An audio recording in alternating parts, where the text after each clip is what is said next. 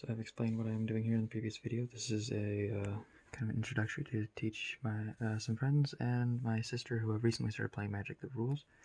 So it's a little bit easier, seeing as every time I try to explain it to them while playing a game, people talk over me and confuse the ever-living crap out of them. So this is just a little video for them to help out. If you are not one of those people, but you're watching this video, you know what? Welcome. I don't care. You do you. So today we're going to be talking about mana and lands and how it all works. So this is basically 3 of the 5. Black, green, red. This is what I'm using for my Jund. And I'm going to explain exactly how all this works. So we're going to start off with how mana in itself right here works. So as you can see, there are 3 different symbols. Or no, there's actually 4. So that there would correspond, each of these symbols here correspond with the type of mana which is required, and this here is any kind of type of mana.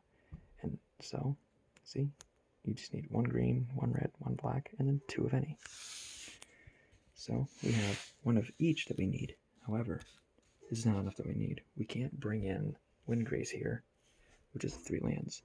We have 3 symbols here, but as you can see, with the 2 neutral right there, of any kind, we would need an additional 2.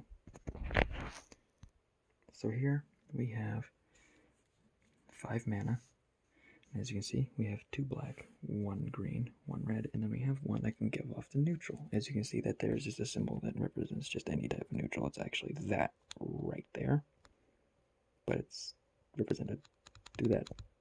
I don't understand why they wouldn't just use the white circle and the 1. Don't ask me, but this equals this.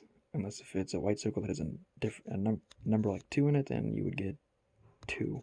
But we only get 1 base. So, as you can see, it requires 2 neutral, and we do have 1 that gives exactly that.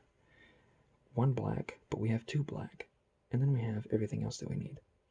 Well, the cool thing here about the neutral is it can be any color. It doesn't have to be from this one here. It can actually be the extra black we have. So then we could actually use all of these.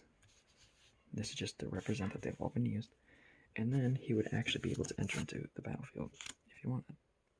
Not the actual placement of where he would be, but you would enter. It's like, I'm here. So, and that's just basically how mana works. And it's all because of lands.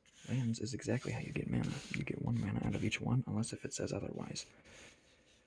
So, as you can see, just like that, like I said earlier, everything kind of corresponds to the regular thing. However, as you can see, this says basic lands. So, basic lands are very simple. You play them, they enter in untapped, meaning you can use them and you can immediately tap it for the mana that you need. Do keep in mind that when your turn ends, all mana that you have tapped and not used or not spent will disappear and you will not be able to use it. So if you intend to cast anything on an opponent's turn, I highly recommend that you just keep the lands that you don't need untapped. That's basically basic lands. If I want to get more black mana and I want to immediately use the 1 black mana, I just play the swamp out of my hand and then I just tap it. That's what I can do. Ignore the fact that the non-shiny one is red. It's the special one.